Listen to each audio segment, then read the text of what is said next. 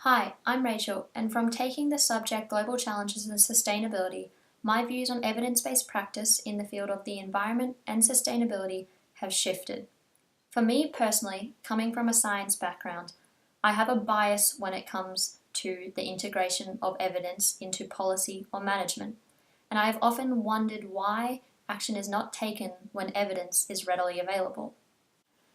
I have learned that scientists and decision makers come from two different worlds, with varying objectives, processes, and even languages. While scientists are often driven by discovery and get caught up in the minor details, decision makers are under a lot of pressure to make decisions immediately.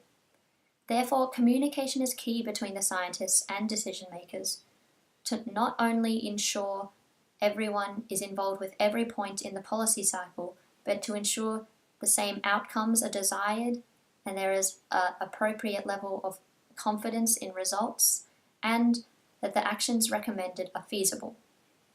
Rob Richards first introduced the idea of evidence-based practice, which encompasses contextual evidence, experimental evidence, and best available research evidence. The use of risk assessment tools such as a policy logic framework or a risk matrix are particularly useful in the area of the environment and sustainability because they have the ability to reduce the likelihood or the consequences associated with unexpected outcomes. I found these allowed scientists and decision makers to communicate more easily over the uncertainties and risks associated with action or where they might arise. Another tool presented by Carly Cook was strategic foresight, which can be used to assess a conservation opportunity. Decision makers rely heavily on forecasting the possible or probable futures, despite the uncertainty associated with this. I found horizon scanning and scenario planning to be particularly useful in the forecasting of possible futures and recognizing where possible opportunities could be.